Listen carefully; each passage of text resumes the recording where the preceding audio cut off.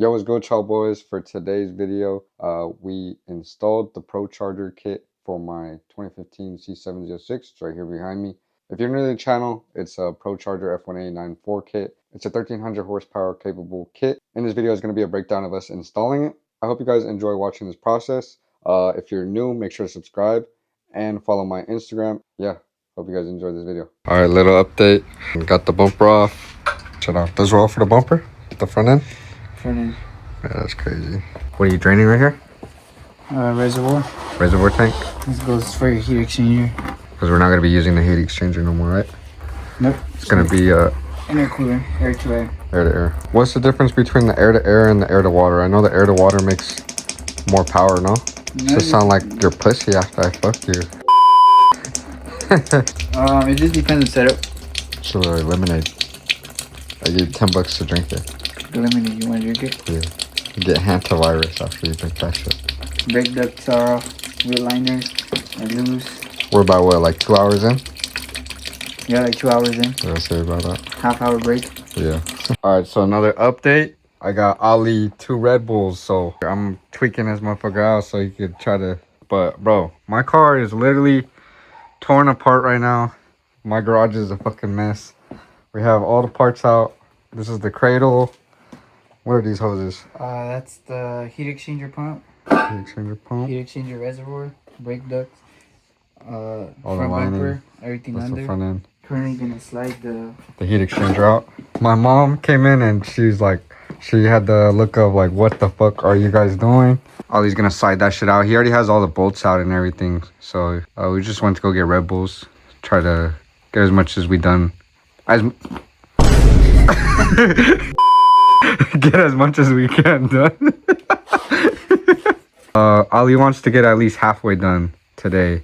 We're gonna come back Sunday. The crank is gonna be the hardest part on this car, Ollie was saying. Just a lot of tedious things, huh? tedious, and you really gotta go step by step.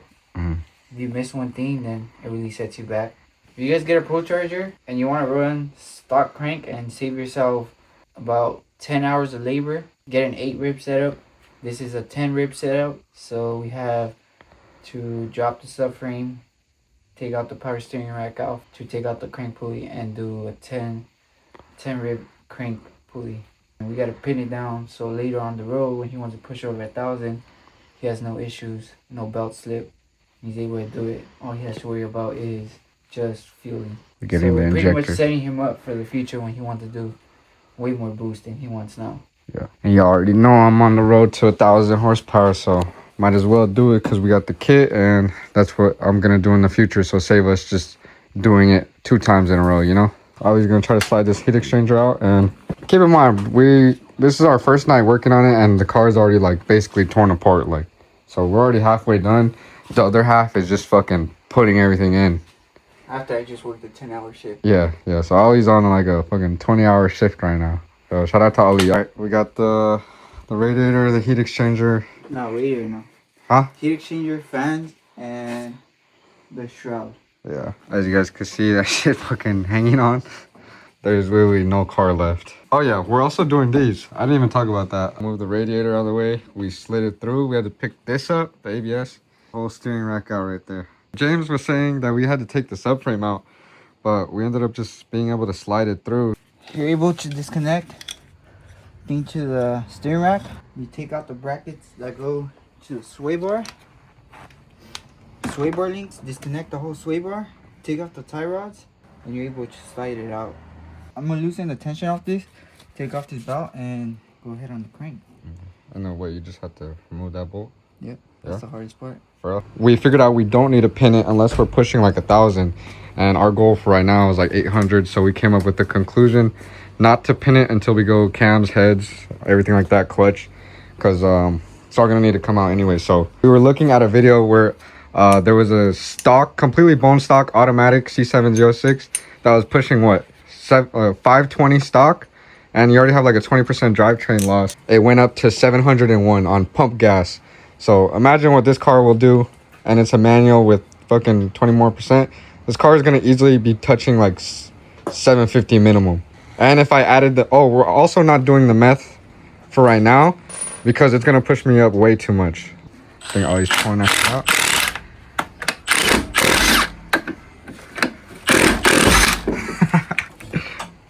There you go, bruh. Shit, all disassembled. Bro, Ali got this shit all disassembled in under, what? Under 24 hours of working, right? First day I did like, what, 4 hours of work? Yeah.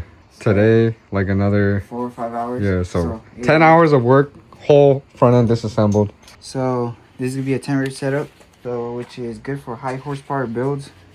I will recommend doing a 10 rib rather than an 8 rib, so you could skip that and don't worry about belt slipping in the future. Do a smaller pulley on either your Magnuson, stock blower, Procharger, anything that's belt driven. The smaller pulley you go on your upper pulley, more boost. The bigger pulley you go on your lower pulley, more boost. So he's gonna have a big lower pulley and a small upper pulley for more boost. You know, make that big power. Yeah. All right, it's what, day 3? 800. Day 3. Working on the vet. Special guest today. I spawned in. Boom, we got James here finally. Bro, he came last time, but he showed up when we finished. I pulled up For the and they day. were already leaving. I was Yeah. like, We got Ali back. What do we plan for today? ARP bolt.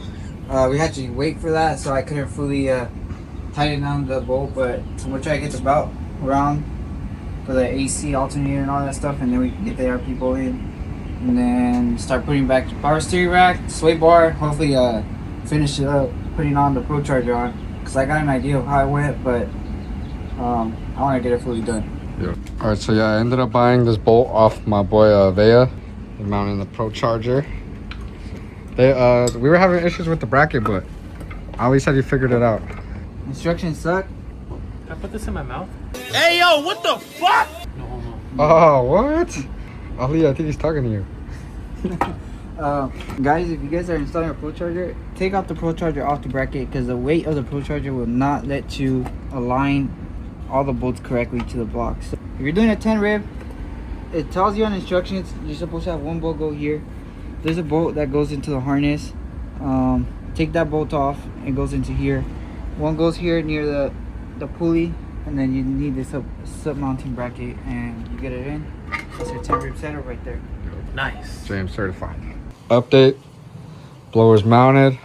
Crank is on. We just haven't put the belt on there. There's like 5 ways to go about the fueling. One, you could do an E85 sensor. You could do an aux pump. Your low side fuels to your high pressure fuel pump. You could do high pressure fuel pump with DI injectors and aux pump. That's one way to do it, to be good around 800, 850 on full E without going on PI. You could go on PI.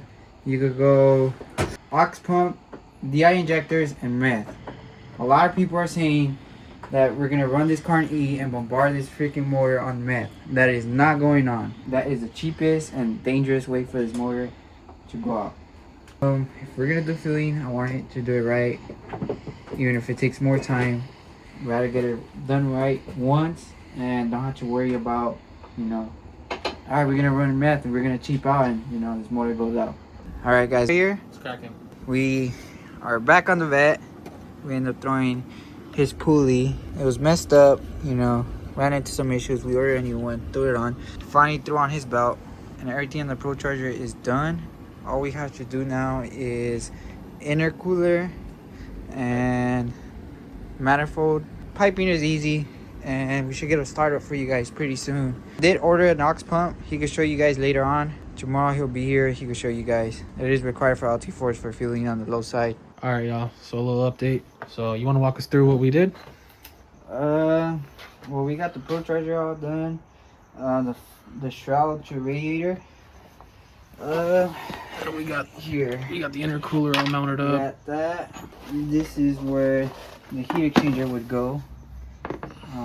We had to cut everything off in order for intercooler to fit. There's no instructions, no videos. You have to figure it out by fucking yourself. Raw dog this thing, huh? Yep. What I did was I cut everything from the sides right here and everything from the sides, and I kind of tried to mount this up, and I figured that this was sitting like this and it was not going to work with this on there, so I had to cut it off. I was able to put in the brackets on the frame with the cradle, So you got all that mounted up. and finally mounted and tightened up the intercooler so we could intercooler mounted and done. Where's the other one? The other one's all tucked up in there. These two are for your trans mounts brackets, if you have a transmission cooler, so don't worry about these. If you guys ever end up doing this in the future, you just have to worry about the one on the top and on the side. Make sure Let's get over there. it's on this side. This would be the right way to mount the intercooler because your map sensor will go here. We can start on the piping for the Procharger and the manifold. Right there we have exit right there, and the other exit right there. So all we gotta do is tubing, intake, and we got it. We'll get a startup and then we'll do aux pump and 85 sensor. Yeah. So right now we have a little update from the blow valve. They installed that. ABS is on. The belt is on. James poured a gallon of coolant. The manifold. I checked all these, connected all these. Yeah, everything's pretty much connected. I'm gonna have Ali start the car. We're not gonna do nothing crazy, just to see if there's any leaks or anything, right? But yeah, I'm a little nervous.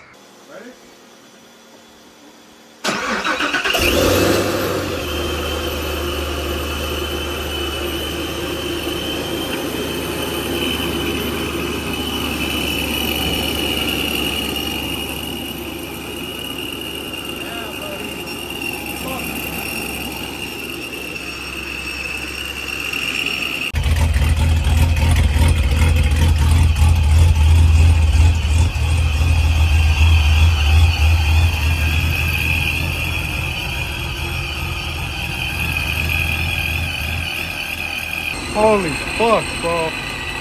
That shit is loud as fuck.